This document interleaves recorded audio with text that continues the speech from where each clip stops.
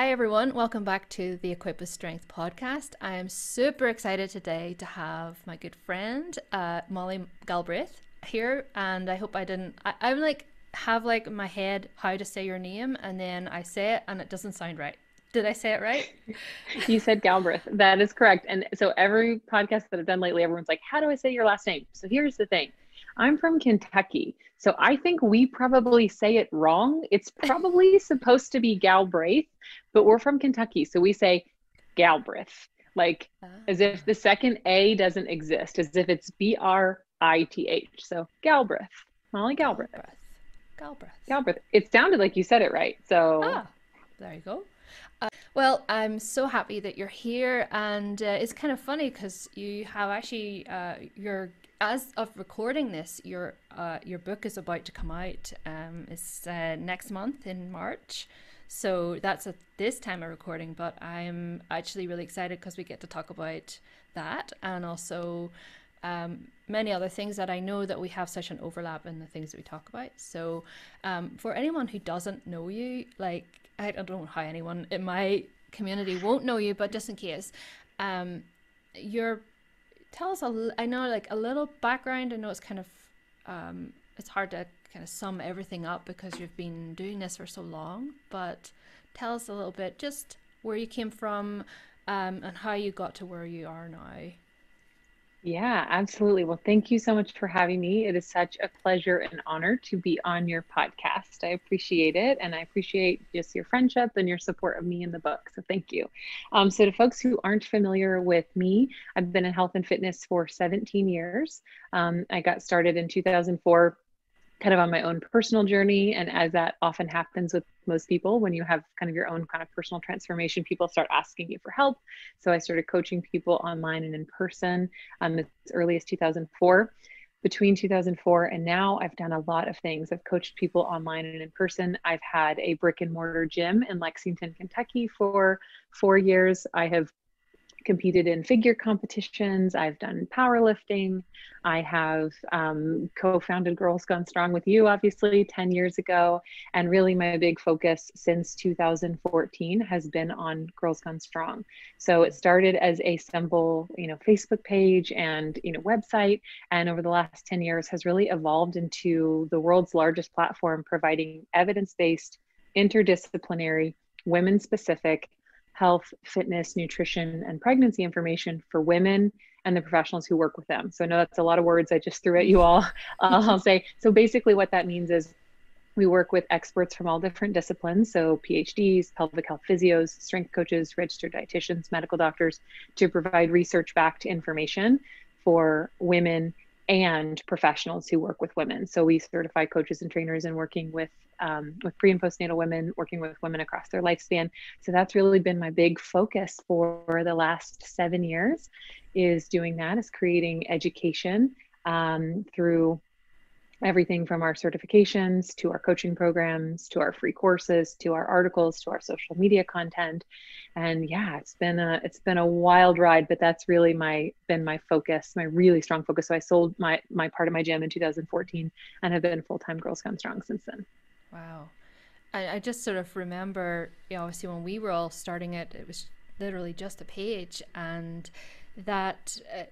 Do you see that transition? Like, what was to what it is now, and the having the certification and the the education and stuff for I guess trainees, and then they've got the professional side of things, the fitness enthusiasts. Like, would you find that the women or the audience that you've got are more interested in, they're still interested in the fitness side of things, or are you finding now, because we started by sharing just a lot of fitness strength videos and inspiring content, are you finding it's different now that Yeah, I think that's a great question. So what the way that I view Girls Gone Strong is it has always been about recognizing a gap and filling it.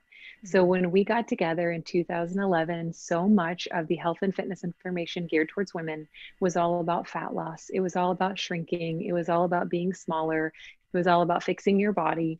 And we were like, hey, no, we want to preach the gospel of strength training to women. We want them to see what strength training has done for us physically, mentally, and emotionally. So we recognize this massive gap in the industry of like, hey, like the part of the reason we got together in the first place was because we wanted more community of strong women who loved lifting. Because, you know, you'd go into a gym and you'd be the only woman in the weight room. And, you know, that sounds kind of weird to say now, but even 10 years ago, there were a lot fewer women in the weight room, a lot fewer women who were focusing on strength training. And so we started out kind of filling that gap, like, hey, no, these are serious, you know, women who know what they're doing. We have collegiate strength coaches and power lifters and kettlebell experts and women who've done figure and women who've done endurance stuff. And like, these are, you know, women who know what they're talking about, who are really into strength, who are going to preach this gospel of strength training to women.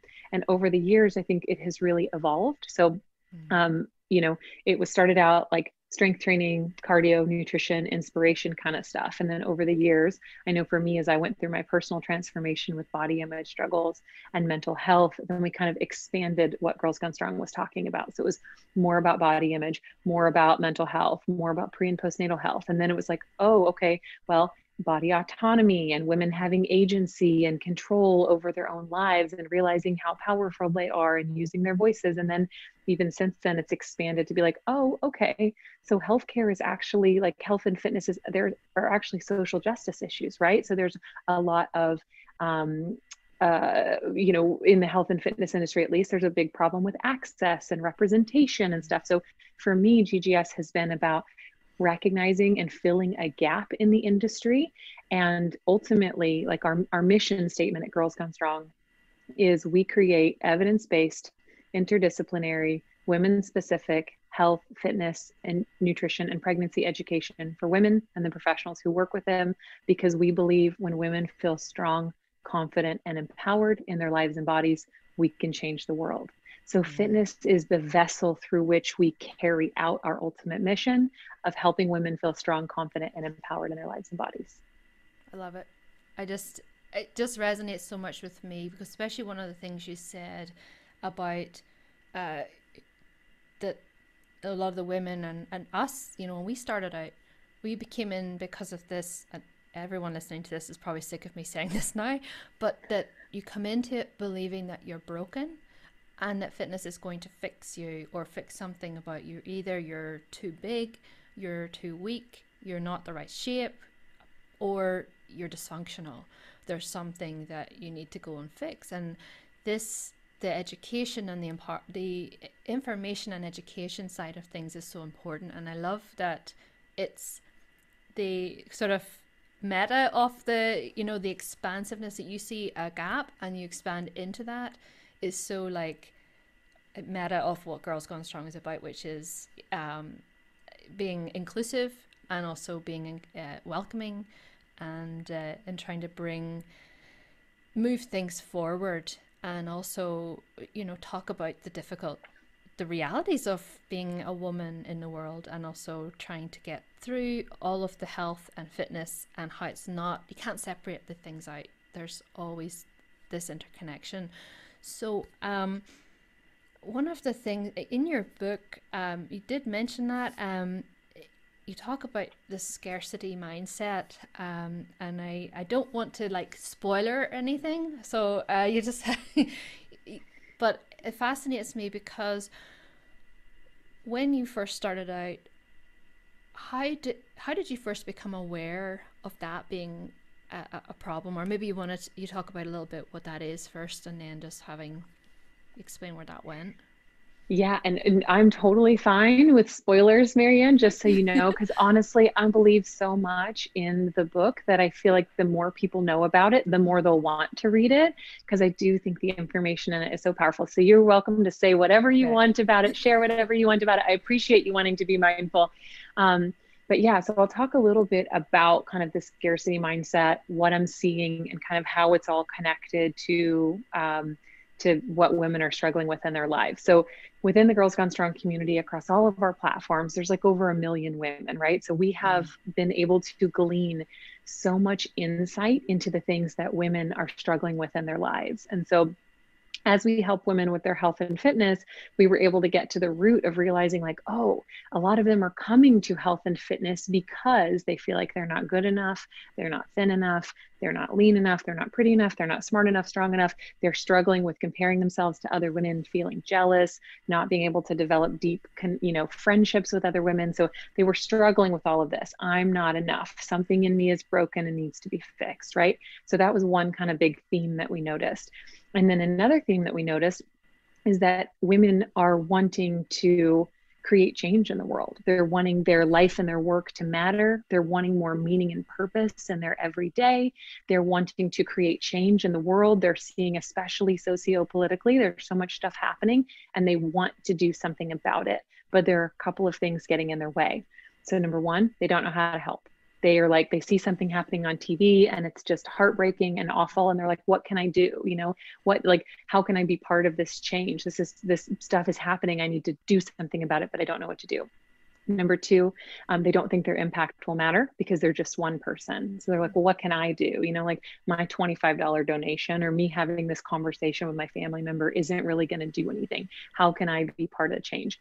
Number three, they're afraid of being criticized, or they have been criticized for what they're doing or what they're not doing. So you think back to this summer with the rise of what was going on after George Floyd and the rise of Black Lives Matter. And so people were saying, okay, well, people are saying to educate myself. Well, I'm going to educate myself. And then they post about what they're reading and someone's like, you're just reading? Are you kidding? That's not doing anything. And so they're like, which is it's valid critique to push people along to create change, but also reading and educating themselves is really important. So there's this fear of being criticized. And then when we look around and we see that there is significantly less opportunity for women, we see that only 7% of Fortune 500 CEOs are women. We see that only 20% of US Congress is made up of women. We see that there's less money and funding going in to like women's businesses. We go to a conference and we see 1 or 2 women out of 10 on a panel. Then we look around and we think that's normal. And so then I'm like, well, I'm not going to recommend Marianne to speak at that event because there's only like 1 or 2 spots for women. So if she gets that spot, there's less of a chance that I'm going to get it. So then you are my competition and you are my, enemy or whatever in getting that spot. Instead of saying, hey, it doesn't actually have to be this way.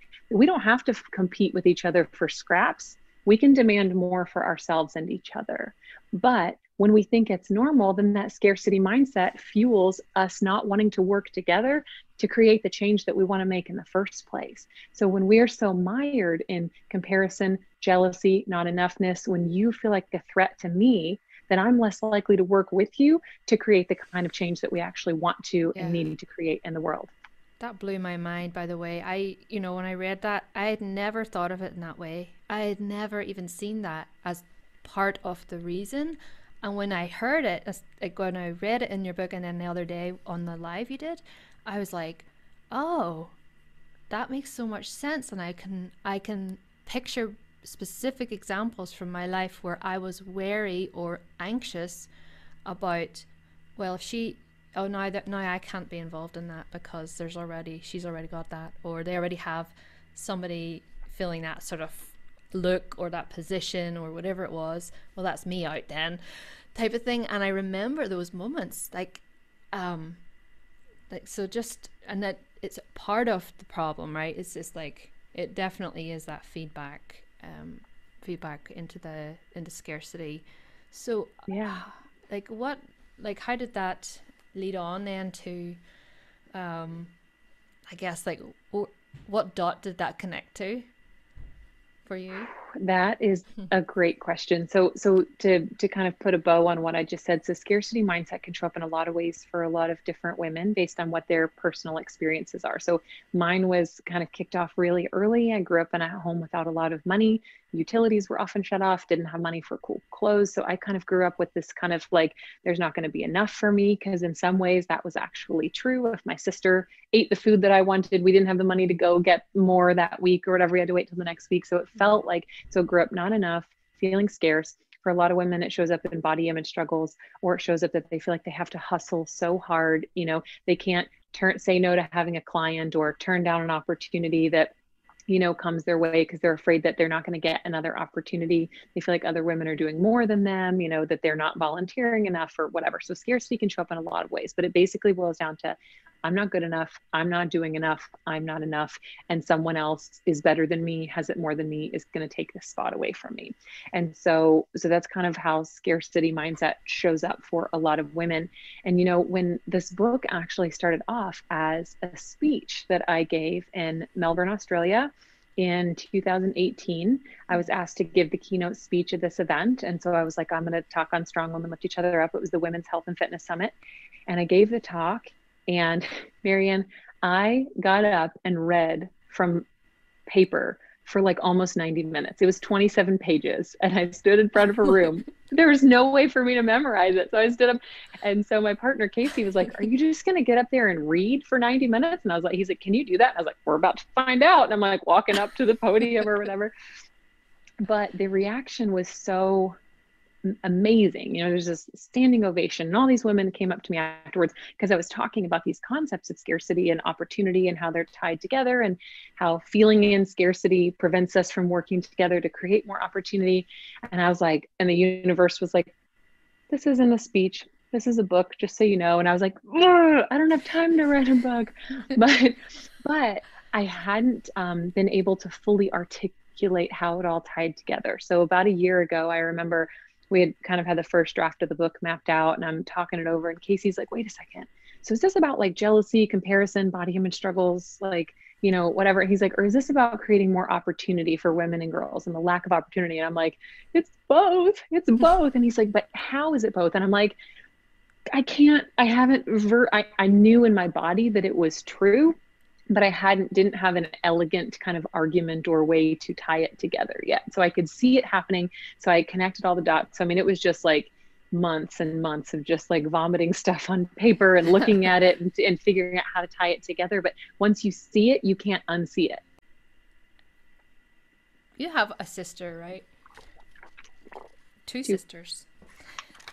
So when it came to, I was talking to Jonathan the other night about the idea of the competitiveness between women, and there was a quote in the book, and it's true. I honestly, like, it is true, but I also wish it was more true for my experience, which was treat other women like your sisters instead of rivals. Yet having a sister that was another competitor as well. Like, I always felt like you didn't want to be the fat sister or the ugly sister, because you always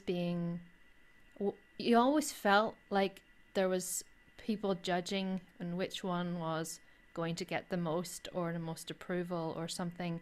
And even among friends, my best friends, like, you would still, if they got more attention than you or something like that, there was always this underlying like, damn it, like, or I'm just not enough. Like, this idea, this constant reinforcement of this little cycle and going around in your head. Did you have, and not specific, you don't need to say like about your sisters or anything like that, but what was the antidote for that for you? Yeah, that is a great question. So I do have two sisters. There's a decent amount of kind of time between us. So my oldest sister is about 5 years older than me. My middle sister is about 3.5 years older than me. So they're a lot closer in age. And because of our family dynamic, where my parents got divorced when we were very young, my oldest sister kind of retreated to her room and read books. And she was always been very shy and introverted and didn't really engage.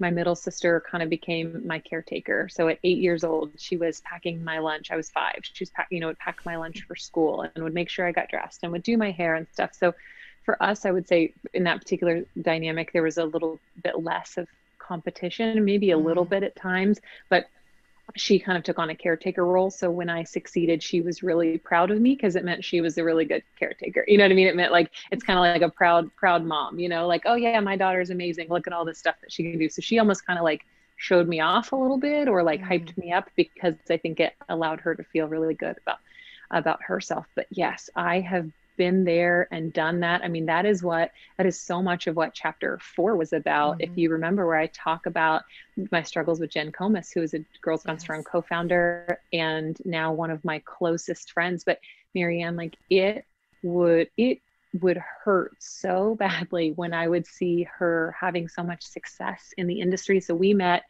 gosh, back in like 2006, maybe on a fitness forum. So we were friends, and I put the friends in like a little bit in quotes because it's not the same deep, true friendship that we have Yeah. today. But we were very friendly. Her then husband, my then partner, were best friends. But I felt like she was having so much more success than me and getting so much more attention than me. And that was so difficult for me because it felt like every success she had was just like shining a spotlight on what I didn't have. And I couldn't understand it at the time because I'm like, I like Jen, like I like her, but she's just like, literally, she was just holding a mirror up to me. So later in the book, I talk about a quote from Melissa Urban. So Melissa Urban says, judgment is a mirror, not a window. And I think that also applies to comparison as well. So comparison is a mirror, not a window. So Jen doing well and me comparing myself to her isn't about Jen. It doesn't actually have anything to do with Jen. It has to do with me. It's me holding up a mirror to the things that I am struggling with in my own life. So for me, the antidote was stop wrapping my identity up in the things that I've accomplished, in the way that my body looked, in all these external factors that could be taken away from me. I mean, that was kind of in late 2012, early 2013, when I hit my rock bottom after being diagnosed with multiple chronic illnesses, my dad dying, starting to have chronic pain, which I know is something that you know a lot about, feeling like my body had failed me, gaining a lot of weight, being at a Girls Gone Strong meetup with Nagar and Allie, and they're doing, weighted pull-ups and chin-ups with 25 pounds. Neg is deadlifting double her body weight, and I'm lying on my back trying to do some breathing exercises because I'm in so much pain. And then I go step on the scale in the bathroom at this gym. I see that I've gained back almost every pound that I had lost from the time that I started my fitness journey 9 years earlier. So I'm in pain. I've regained the weight. I've left a relationship. I'm living at home with my mom. I can hardly tie my shoes without, it being excruciating. I'm like, who am I to be part of something called Girls Gone Strong? Who am I to be a coach? Who am I to be a trainer? And it was because I'd wrapped up so much of my identity in that. And so at that point in time, I thought, I was also getting criticism from the internet, from people in my community, from a male colleague who stood in my gym in my office and made fun of my body to my team at an event that we had invited him to. And so I was like, all right, I'm going to get my body back. I'm going to diet again. And I hired a coach and, was taking pictures of myself and sending them to him. And he was giving me a meal plan. And it was like, same old, right? Like lean meat, broccoli, rice or potatoes, whatever, avocado. And 1 week I got my meal plan back and I hadn't made any progress. And he took away my avocado and I lost my ever loving mind. And I was like, do I want to live my life taking pictures of myself in a bikini to send them to some guy 2 states over so he can tell me I can't have a slice of avocado? Like, is this what my life is? Is this what I want for my life? And the answer was no. And so I'm like, okay, this is it. I am going to get to a place where I feel good about myself and I like myself, regardless of how my body looks, regardless of what other people think of me, regardless of what they say about me. And by that point, I had been in therapy for 5 years already. So I still go to therapy on a very regular basis. But really, it was detaching my identity from those external factors and saying like, hey, I'm going to work on liking me regardless of anything that can be taken away from me or what anybody says about me or anything like that. And that is, I think, truly a daily practice. I still have to ask myself today, would I like myself if I weren't in my position at Girls Gone Strong? Would I like myself if, I didn't have people following me on social media or, I wasn't in the position that I'm in or whatever? I have to like literally still today even step back and say, okay, am I putting my worth in this other stuff that's not my body, but still are things that aren't who I am as a person? They can still be taken away from me. So I have to, it's an ongoing practice that I have to check myself on a regular basis, to make sure I'm doing it. Thank you for mentioning those things, though. And I think, just to see the journey, and also that it is a practice, like, by that it's very easy to, once you've decided, my worth isn't in my body or how I look, and then it could go the opposite, completely swing the opposite to now my identity is not looking like the typical, I'm going to be the complete opposite and take pride in that. And then now it's what I can do with my body. And now it's like all of those things can become your identity. And it is very hard. And I think just having that awareness, like what you're saying, is constantly just checking in with yourself and being honest. When I read that part in the book about you being in the bathroom, at the meetup, it made me really sad, for two reasons, at least two reasons. Just how lonely you must have felt in that moment, and also the fact that I know how that feels to to be the one that you feel completely out of place and an imposter, and that I think even at the very first time we met up in Cincinnati, I felt like the weakest out of everyone, and I was like, oh, I know that my SI joint was always a problem, and I was always telling myself that I'm just not good enough and I'm not going to be the most impressive, because again, there wasn't just you could be good, you had to be the best. Like, there was just one spot for, like, okay, now we're the Girls Gone Strong, but there still has to be one that's the best or the strongest. And it's like, even then, but this journey has obviously continued, thankfully, and a lot of that has moved behind us. But it's that ongoing, it still crops up. It crops up in business, it crops up in parenting, and it crops up in just the realities of everyday life. But it did make me sad, because when we are together as women, do you notice that obviously it depends on how close you are to the people, but that there's these fronts that go up, we put on, like, almost like pretending and humble bragging about things that deep down actually we're really just a bit shameful, or like there's this feeling of loneliness that we just really want to say, I feel like this today. Or have you noticed that this kind of, I guess, I think it does fall into what you're doing at Girls Gone Strong, because having those conversations with not just yourself but also your other female friends, how do you see those conversations going out, like, in your own life, like, just to empower other people to be vulnerable? I guess it's vulnerability, just being okay with being not okay.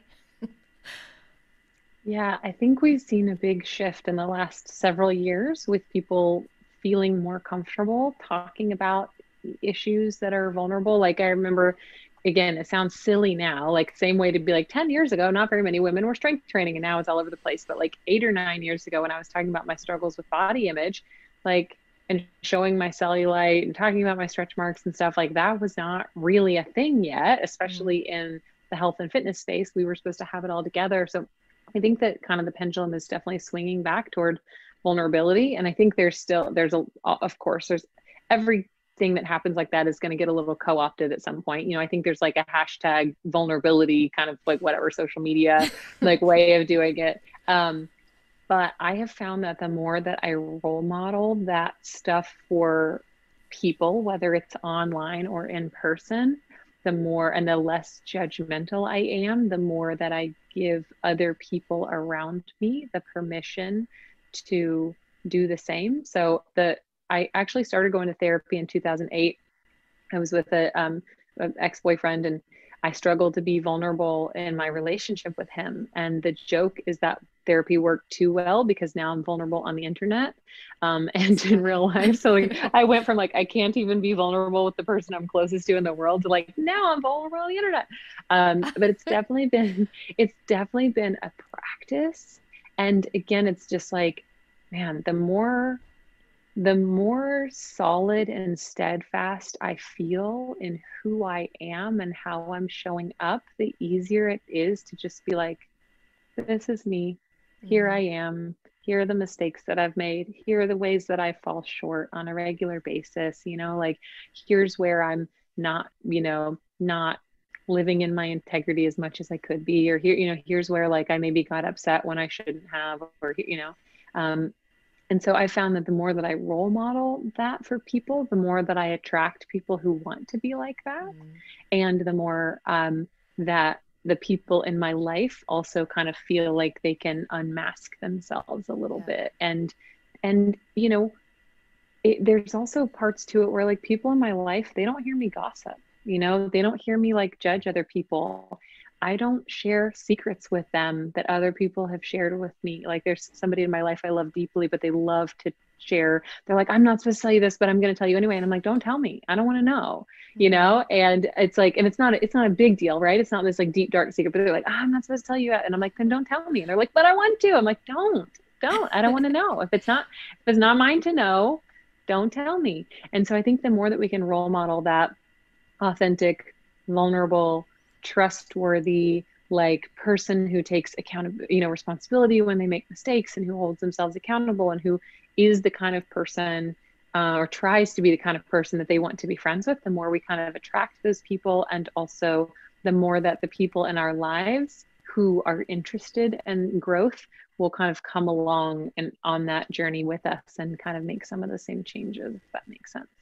does totally make sense. And I kind of imagine we could have, I know we couldn't have cut out that part and just been like, I wonder what would have been if we had been more like open and kind of, just sort of saying those things to each other and just being honest and say, and even just being aware. We probably were on some level aware of the competitiveness between women, but it was just almost like a trap because you couldn't see a way out of it.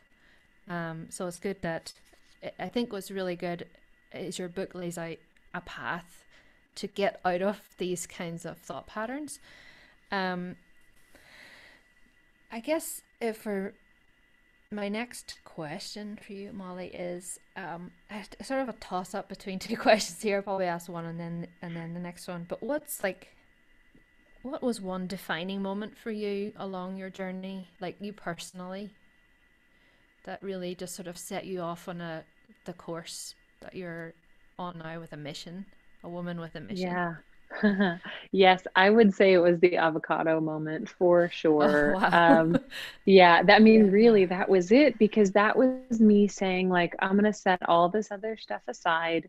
I'm going to, yeah, and I'm gonna get right with myself, regardless of anything else, of any other expectations or any other, criticisms or stuff that people show at me. And I feel like that has prepared me for all of the kind of other things that I've been able to do. And, I think like my definition of lifting women up continues to expand as I go through my own personal growth, right? So I thought we were lifting women up with Girls Gone Strong when we were teaching them how to get physically stronger because it translated into mental strength, emotional strength, strength of character.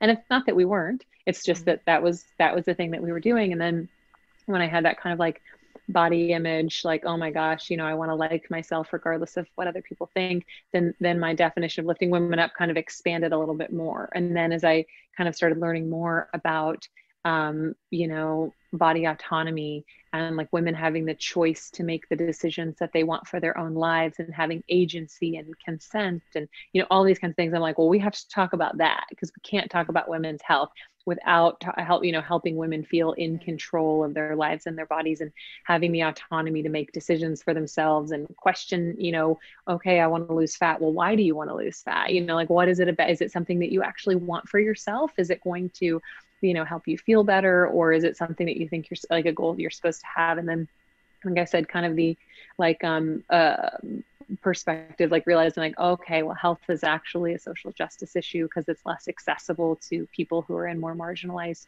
communities and they're not represented in the same way. And, there's racism and, sexism and homophobia and things like that in the fitness industry and in gyms and in, all of these other like spaces. And so how can we make fitness more accessible and welcoming and help people see themselves represented in health and fitness places so that they actually feel like it's for them.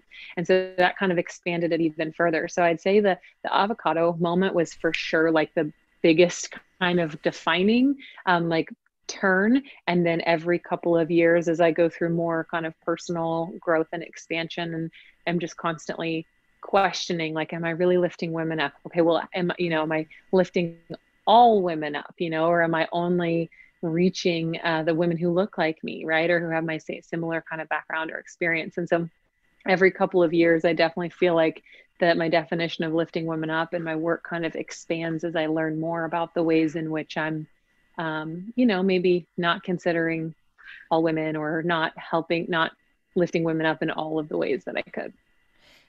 In some ways, it's almost the trait that you hope you're training yourself out of, which is being you describe yourself as a recovering people pleaser.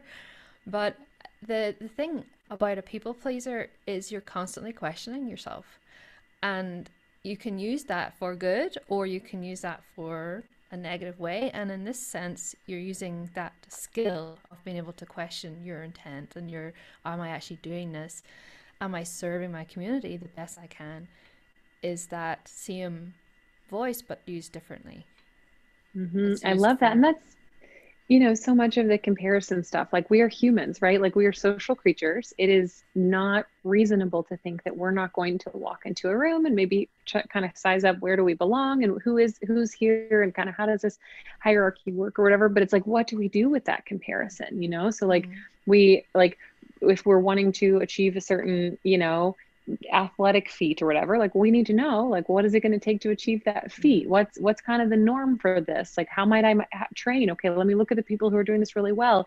What's the gap between what I'm doing and what they're doing? So if we can use that stuff for positive, if we can use like, Jen Comas, when I told her I was writing this book, she said, I have the happiest pang of jealousy for you right now, because that's something I've always wanted for myself.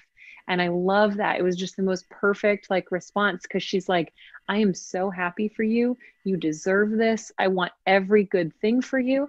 And I'm feeling jealous. And the reason I'm feeling jealous is because this is something I want for myself. So she's able to use that jealousy as a compass to say, is this something I want for myself? Okay, cool.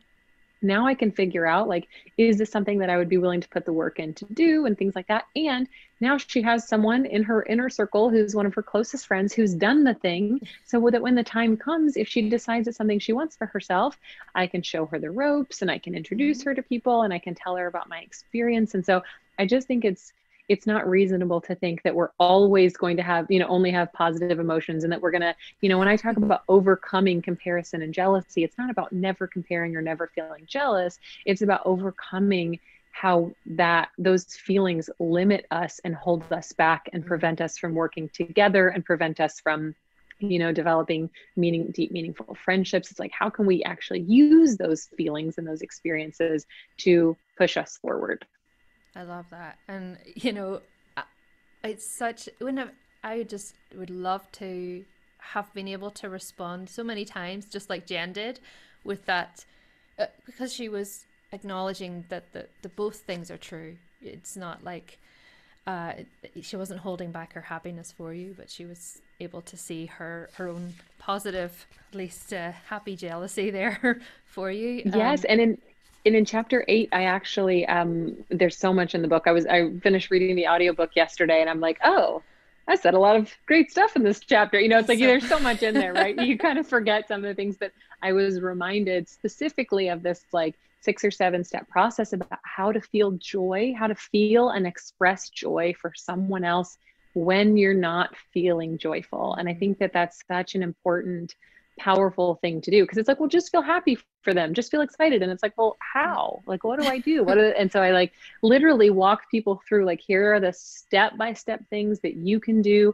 to like start to feel more joy and happiness for someone else when good things happen to them. So the whole book, the whole intention was like, I want you to know what to do next, because I read so many books that inspire and excite me, and at the end I'm like, yeah, what do I do? right.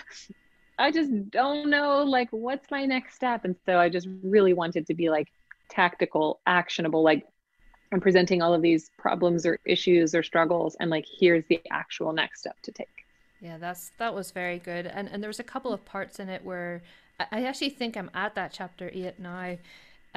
Before there was a couple of other places. It was to do with seeing your body. There was certain ways that you could basically move yourself from a negative to a neutral to a positive or little positive and then full on positive. Mm-hmm. And how it's okay, like, if you're not fully positive, like, we don't always have to be positive, but I think just recognizing that there's something a little better for you, and Mm-hmm. that's okay too, because you mentioned about having like a neutral uh feeling. What, it was about your cellulite, was it? My cellulite on my Yeah. legs, yes. So I used to, so what Marianne's talking about is I give different strategies, I think in chapter 5, about how do we retrain our brain? How do we actually Mm. move from having these really negative feelings or having a lot of self-doubt or whatever to feeling better about ourselves? And it doesn't, for a lot of people, the like going from I hate myself to I love myself does isn't Yeah. exactly super reasonable. And it just feels fake. And it just feels like you're like looking in the mirror, like, I love myself, I love myself, like that, like Mm-hmm. that's not going to do a whole lot to really help. So I talk about kind of shifting along the spectrum from really negative to slightly negative to neutral, neutral to slightly positive, and slightly positive to really positive. So my personal example is the cellulite all over my legs. I used to feel really embarrassed about it and ashamed. And I didn't want to, walk across the pool deck, in my bathing suit because people could see it. And I didn't want to wear shorts. And so I was literally, I wouldn't buy certain pants. And I was literally letting it hold me back from doing Mm-hmm. what I wanted to do with my life. Right. And so, when I did figure competitions, I got so lean that I lost my period and I had Oh. shredded abs, and yet I still had cellulite on my legs. So I'm like, all right, like, this is obviously not a thing of me not being dedicated enough or me not, getting lean enough. It's just the way my body is, and my gamma has it, my mom has it, my sister has it. So how can I be okay with it? So I shifted from, ew, my cellulite's so gross, I hate my legs, to like, I have cellulite on my legs and it makes me uncomfortable, to, and that was my slightly negative, to neutral. And it's like, I have cellulite on my legs. It's normal. It just is what it is. So Mm-hmm. now I see it, I notice it. It's not like I'm like, oh, I love it. Jesse Nealand calls it fancy fat. Like, you have like like doilies or like lace on your legs or whatever. I'm not like, oh, I love my fancy fat, it's so gorgeous. But it's like, oh, I have cellulite on my legs. It's there. I'm gonna go on about my day. I'm gonna wear shorts and I'm gonna, get yoga pants that I know show my cellulite. And Mm. so yeah, so it's just this kind of neutral, like, it no longer impacts my life one way or the other. And I didn't have to get to a place where I loved it for it to stop negatively impacting my life the way that it had been.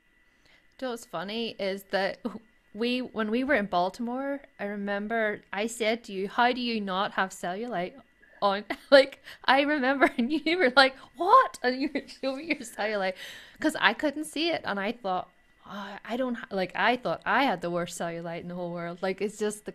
I remember just how obsessed I was about hiding it, and just things like that, the nitpicking and the, oh, look at every flaw. It was exhausting. And you mentioned Or that in your. even perceived flaws, right? Like, Oh, yeah, who decided they totally. were flaws in the Right. first place? But it's like that's what we think. So Yeah. I read something. So I think this was another Jesse Nealand thing that a woman posted about the pencil test, where you learned when you were younger, you put a pencil under your breast. Oh, If your God. breast holds the pencil, then you have saggy boobs and they're not good, right? Hmm. Well, somebody posted about that and they were saying, like, screw the pencil test, it's stupid. And then Jessie shows up and she's like, one of my clients told me that she heard that the pencil test, if you didn't hold the pencil, then your boobs weren't big enough to hold it. So then you should be ashamed. And it's like, Oh, my. okay, so literally, like, women who were holding the pencil were feeling shamed, women who weren't. It's like, Weren't. we can literally find anything to feel shame about if we allow ourselves to feel ashamed about it. You know what Hmm. I mean? So it's like, who even decided they were flaws in the first place? But again, like that's how I used to pick myself apart with all of these perceived, things that were wrong with me. But it's like, then you realize like, oh, these are all just social constructs. We Mm, just feel this way because everyone has agreed to feel this way. Hold on a second. And then you yeah. start to realize like, it's all a sham. You know what I mean? It's Yeah. all like, it only has the power that you give it. And that's so freeing, isn't it? It's like I can change the narrative, and I just, yeah, it's so empowering to realize that. And so like, I know a lot of my listeners are, um, they are obviously fitness enthusiasts, but, the name Equip with Strength is all about knowing that you're equipped for the next step. And in your book, you did talk about the fat loss question, and how you Girls Gone Strong are dealing with the polarizing issue over whether or not you should support people in wanting to lose fat. And I loved what you do, which is you meet people where they're at. And I'm wondering, as people are armed with this sort of, in passion for fitness and everything, sometimes you can, I don't want to say like you push your ideas onto your friends and things like that, but it does seem to like whatever I'm passionate about, maybe my friends are maybe more passionate and I think they should do whatever I'm doing.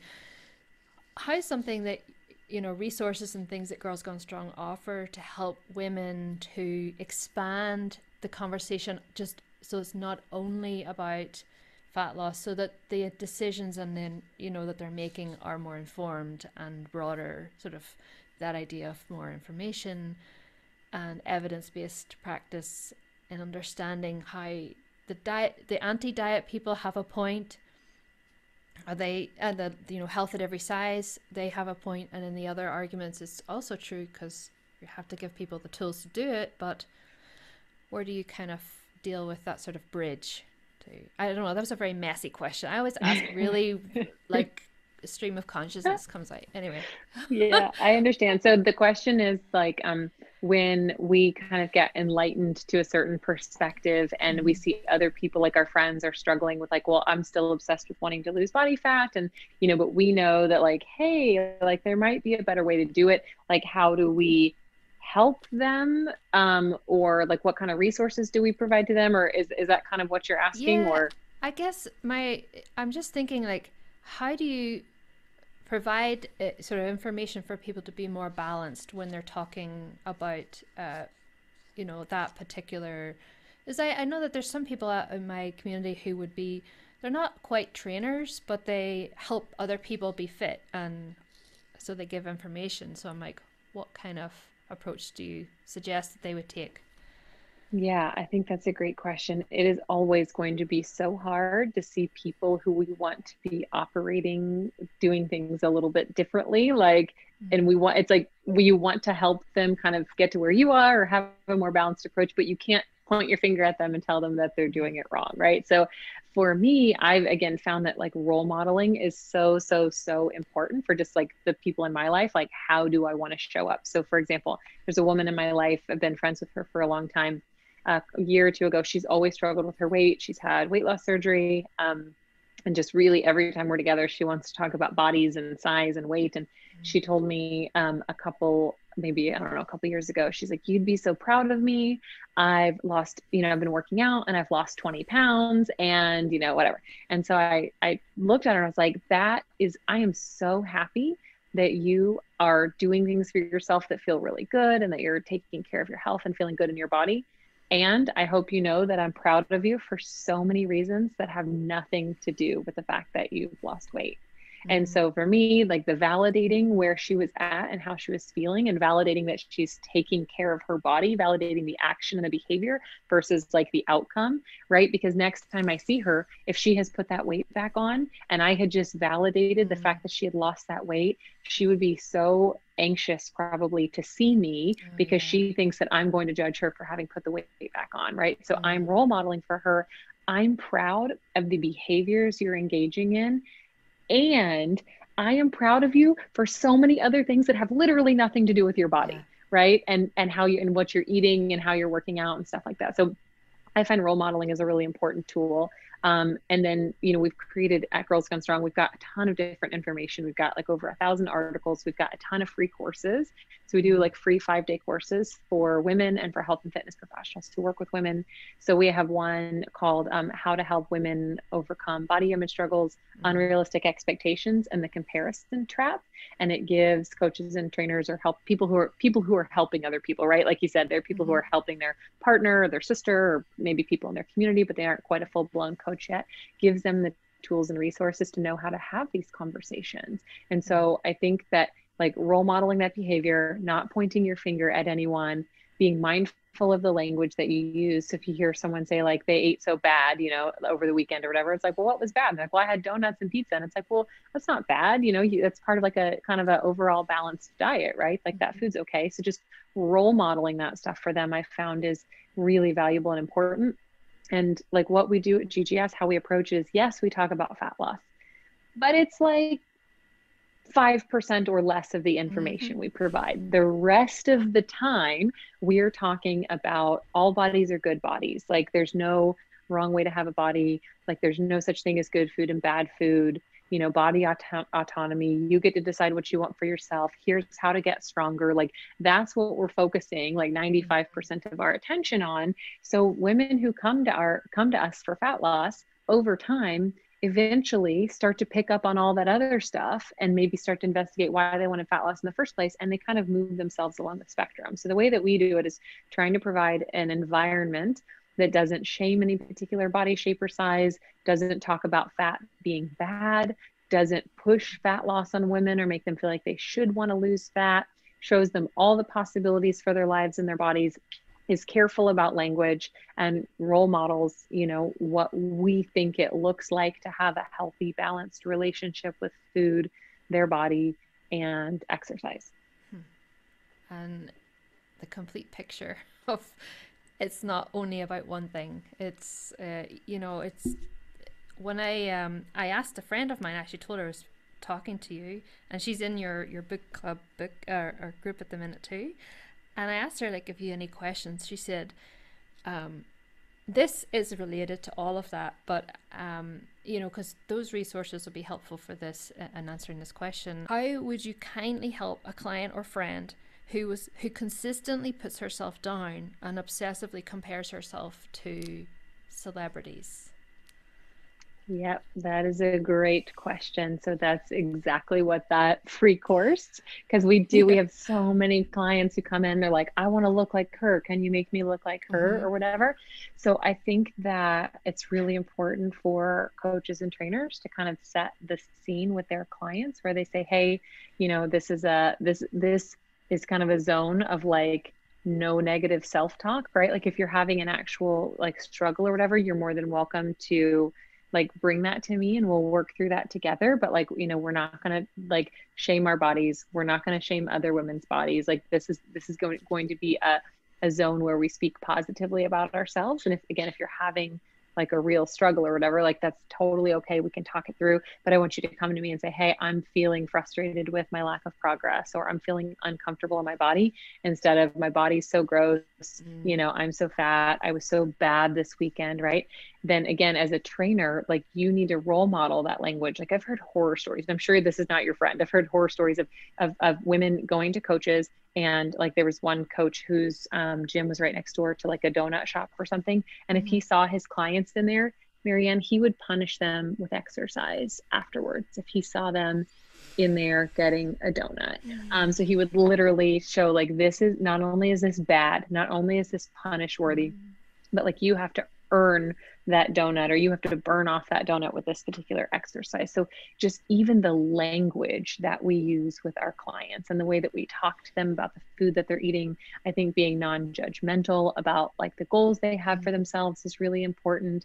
And I think when they say like, I want to look like this, like Instagram star or celebrity or whatever, you can ask them more questions like, okay, so, why is it that you want to look like that? And it's like, well, her body is perfect. Like, can't you see? And it's like, okay, well, what do you think having a perfect body would do for you?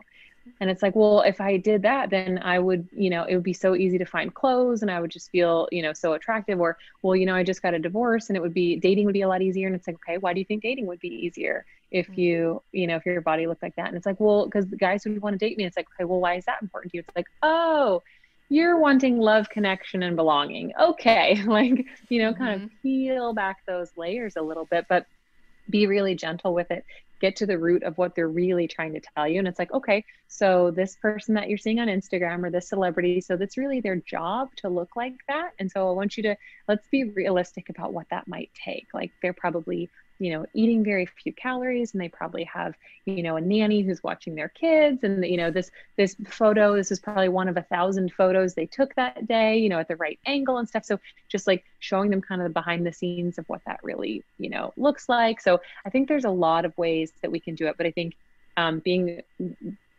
setting clear kind of boundaries with people, like, hey, if you're struggling with stuff, you're more than welcome to come to me, but we're not just going to make offhand negative comments about our body or other women's bodies. So when that's happening, I want you to really be aware of it so that we can, kind of put the kibosh on that. I think that's important.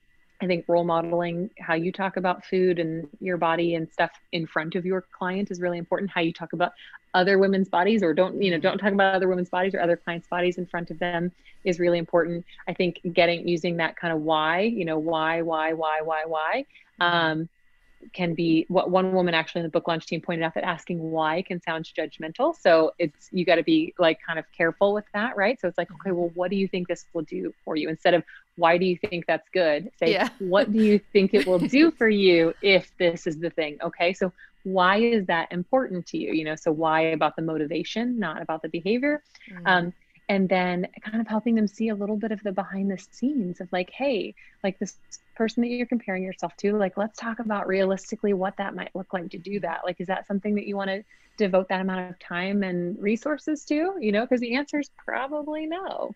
So I think all of those are kind of helpful tools for coaches and trainers to use with their clients to kind of guide them along that spectrum, and just realize like it's hard, you can also recommend that your client curate their social media feed, that anytime they are scrolling through social media, I mean, we see an estimated 4,000 to 10,000 images a day, and only 8% of what we see is processed by our conscious brain. So the other 92% is shaping what we think to be right and true and good about the world. So if we're taking in 10,000 images a day of women who are super shredded and lean and, airbrushed and, nipped and tucked and all of those kinds of things, like, and there's nothing wrong with, women who want to do that. But if that's all we see, then that's what we think that's what we think women are supposed to look like, right? Or that healthy women look like, or whatever. So I think curating their social media feed, and even every week, just unfollowing one or two people that they follow that maybe they notice they feel a little bit negatively about themselves afterwards,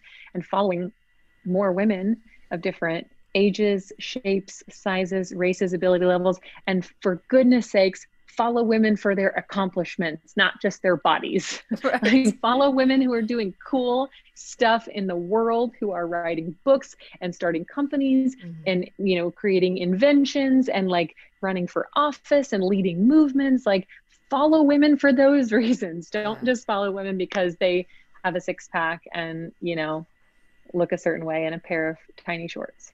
I know. When I read the part about the social media is very close to my heart, because I sort of gave it up about 6 months ago, and after watching The Social Dilemma, I don't know if you saw that that documentary, but it was when you suggested that in the book, I 100% agreed, and not necessarily only just to sort of, I guess, help you rewire your thinking and give yourself that space, even just temporarily, but also when you said about following different people, different, appearances, but also abilities and skills and passions and all that, you're communicating to the algorithm to give you more of the different stuff outside of your bubble. And you're communicating with the algorithm that you're not only obsessing about this kind of, say, I see it like, because I restarted Get Glutes, and I have noticed that I'm on the social media doing research and now I'm getting fed all of this stuff about glutes and more of these perfect bodies. And I'm like, is it any wonder people are so stressed out and confused about what to do and why they can't get the results? Because it's all, well, not all of it, a lot of it is doctored. Like, it's just not, it's fake. Half of it's fake. And people don't know the difference between when it's flashing by on the scroll. It's you're making the journey and your is uphill battles even harder because of what you're allowing into your little zone. Protect your zone, protect it, because nobody else is going to. Certainly Yep. not social media algorithms. No, and I haven't read this book yet, but I listened to a podcast about it between Brene Brown and maybe David Eagleman, I think is his name, but he's like a neuropsychiatrist or neurobiologist, and he wrote a book called Live Wired, and he's just talking about how our brains are literally changing every second and every minute that we're taking in information. So he's like, at the end of this podcast, your brain is going to be different than it was at the beginning of this podcast. Like, that's how fast our brain is making connections and whatever.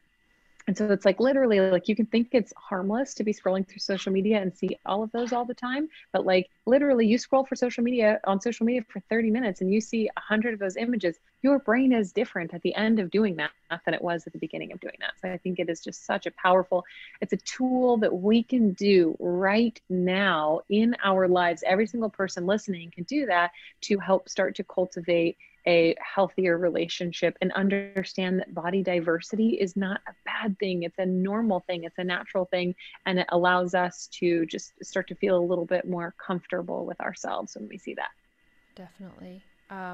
Well, Molly, I think we could, well, how about we wrap up and you tell us a little, that of it. I haven't even said the name of the book yet. It's called Strong Women Lift Each Other Up, and it's coming. Remind me again the date that it's coming out, because I know it's for pre-sale at the minute. Yeah, so it's available for pre-order right now. So if this podcast comes out before March 9th, which is the publication date, and it sounds like you'd be interested in learning this kind of information, it would mean a lot to me for folks to pre-order. That's a really important kind of thing that helps the book get into more people's hands, because the more pre-orders that come in, the more that retailers will display it prominently or promote it or feature it or recommend it. And so if it's accessible to people to pre-order, it's available for $20 or less on most of the major outlets like Amazon and Target and things like that. It's also on bookshop.org, which is a site that I recently learned about that I love.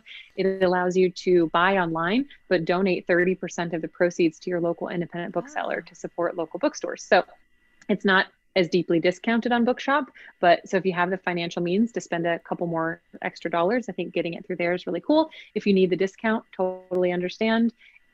It's deeply discounted on Amazon and Target and things like that. But if people go to mollygalbraith.com/book, they will get access to all of the retailers, including the international retailers who are selling it, which is cool. And then if you're like, I need to learn more about it, I'm still not 100% sure if I want it. If you go to mollygalbraith.com, you can order a free, or you can download a free chapter, so free chapter 1, and see if you think that the book is for you. Well, I personally have. So far, I've loved it, and I'm excited to finish the book. And I thank you for writing it, because even though so much of it resonated with me, I was just so glad that somebody actually was talking about and writing it down and getting it out there, because there's these other generations, and what I know, you mentioned the generations before you even still struggle with so many of these things.